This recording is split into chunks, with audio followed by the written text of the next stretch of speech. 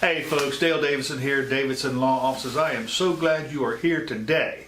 So hey, today we're talking about estate planning, and basically I'm going to describe 5 planning nightmares and horror stories that we have actually experienced in our 30 plus years of helping families plan their estates. So let's get into it. So nightmare number 1, or mistake number 1, is not having an estate plan at all.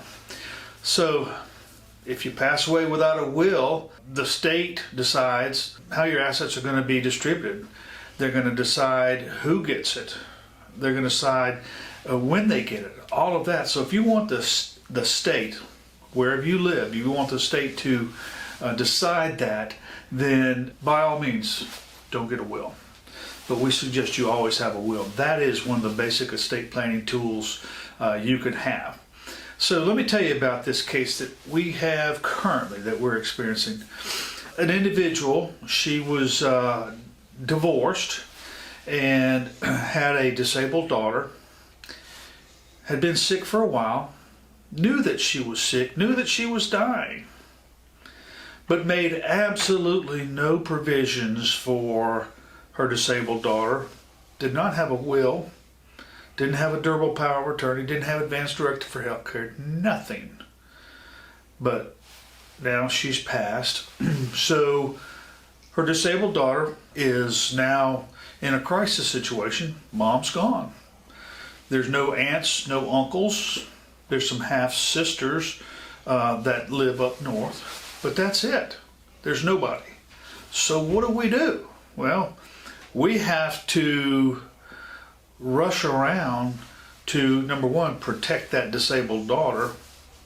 Otherwise, she's going to become a ward of the state, and we don't want that.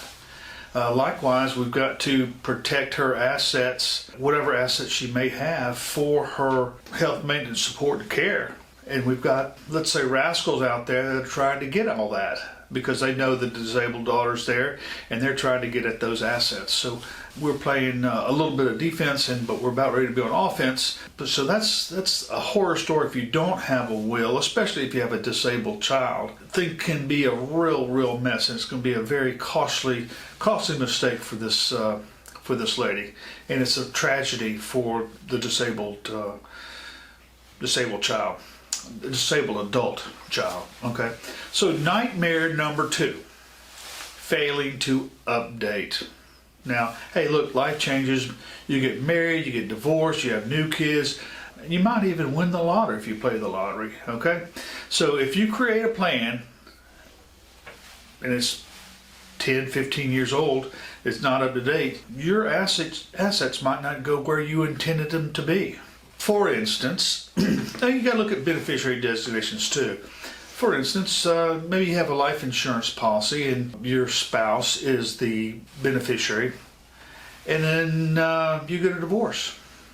Just because you get divorced doesn't mean that beneficiary designation goes away. So you got to change that beneficiary. I have seen cases where the ex-spouse gets the life insurance, even though the will says, hey, I want all my assets to go to my new spouse, including all my life insurance or whatever. Because that life insurance policy is a contract between you and the life insurance company. And so if you don't go change that beneficiary designation when things change, then you might be out of luck. Or your new spouse might be out of luck. Or your children might be out of luck. However, whatever the case may be. So look, periodically take a look at what you've done and update it, okay? Nightmare number 3, DIY estate planning. So going the DIY route. Now that's okay. And while you can go online and get LegalZoom.com or whatever, wills.com, that's maybe convenient, but they may not be legally sound in your state.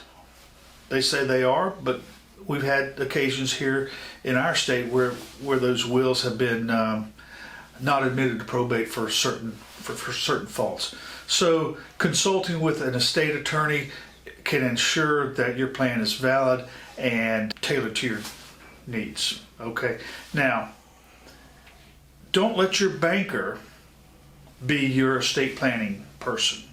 Okay, and what I'm talking about here is you got a bank account, and let's say you've got 3 children. You got a bank account, and you say, well, I think I'm going to put my daughter on my bank account. And so you go into the bank and they say, okay, well, what we're going to do is we're going to put your daughter as a joint account holder.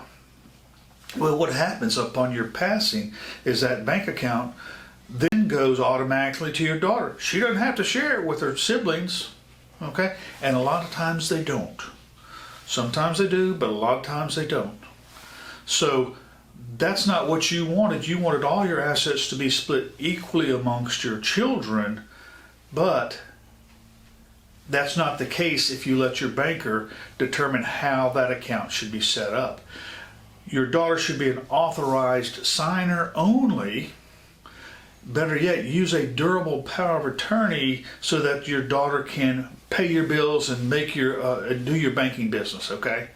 Don't put them on as a joint account owner unless that's really what you want to do, and understand that. So don't let your banker be your estate planner, okay?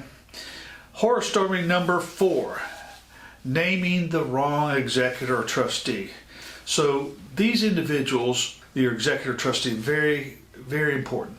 They got to be someone who's responsible and organized. Picking the wrong person can lead to mismanagement, delays, and even family conflicts. So choose wisely. We have an estate here. It was a revocable trust where the decedent had 1 child, but she chose to allow somebody who was a non-family member to be in charge of the trust when she passed. And he was the lawn maintenance guy, okay? So she named him as the trustee of her trust, which turned out to be a big mistake because now the only child is fighting to get his share of the trust. Meanwhile, the lawn maintenance guy has emptied out the bank accounts and is not responding. So again, that can be a horror story, naming the wrong executor trustee. You're better off naming, if she wanted to name the lawn guy, she could do that, but put the child on there also. Have co-executors. You have some checks and balances there. Okay, nightmare number 5, forgetting to name beneficiaries or updating them whenever life changes, okay? So we talked about the life insurance and not updating your beneficiary designation when life changes, okay? But that can be with anything. Life insurance, 401ks, maybe you put children's names on CDs. All of those things can be a disaster if you're not careful. Adding children to a bank account could subject that bank account to that child's creditors, or subject that to the claims of your child's spouse's divorce action. A lot of things can happen. But make sure your beneficiary designations and retirement accounts are up to date. They have correct beneficiaries, okay? But don't give them too much control over those benefits, okay? Otherwise, you could have a big problem. Nightmare number 6, not considering taxes and debts. So taxes and debts just don't disappear when somebody passes away. So proper planning can help minimize taxes and ensure that your loved ones are not burdened with unexpected expenses. This is a regular occurrence here in our offices. We have somebody who has a lot of credit card debt when they pass away. Well, what happens to that credit card debt when they pass away? Well, the credit card companies file claims against the estate, and we can't distribute the estate out until those credit card claims or to all creditor claims are satisfied. So make sure that if you're using your credit card, maybe you have some kind of credit life insurance, or something there to take care of those credit cards when you pass. Otherwise, you're going to subject your estate to these claims, and again, that's just a delay in your children, grandchildren, spouse, whoever it may be, being the ultimate beneficiary of your estate. Nightmare number 7, failing to communicate your wishes. So your children should know your estate plan and that it exists. They don't necessarily need to know the particulars, but they need to know that it exists, because they're going to be asking you, hey, Mom, Dad, do you have a will? Yeah, we had a will. We got it all taken care of. We did it last week.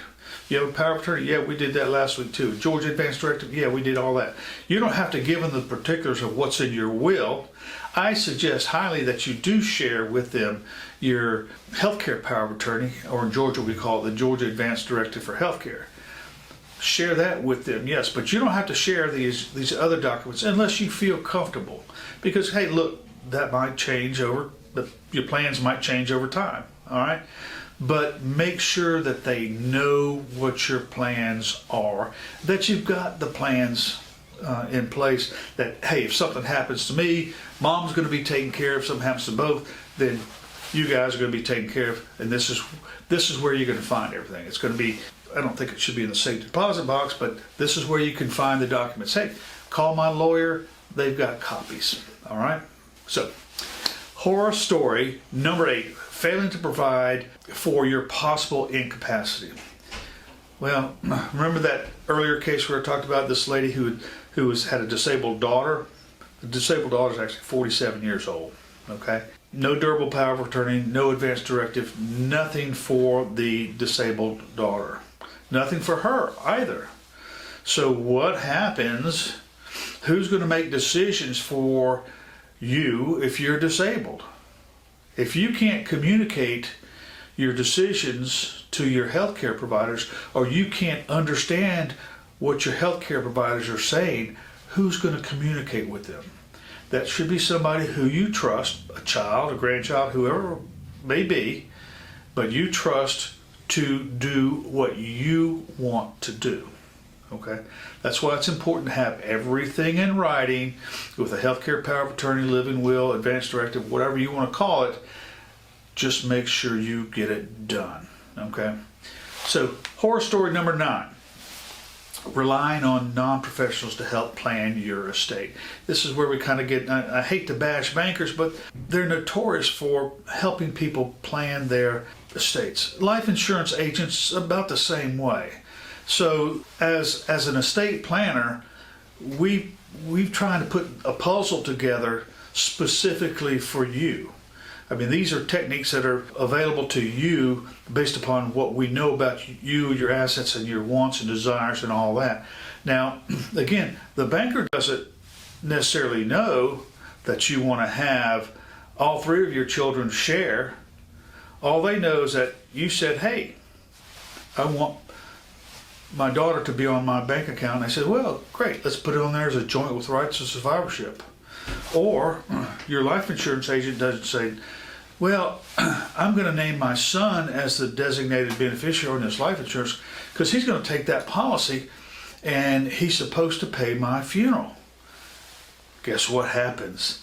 Son takes the policy, doesn't pay the funeral, doesn't have to, not obligated. All right? So, look, non-professionals, yeah, they're help. Bankers, great. Life insurance agents, great.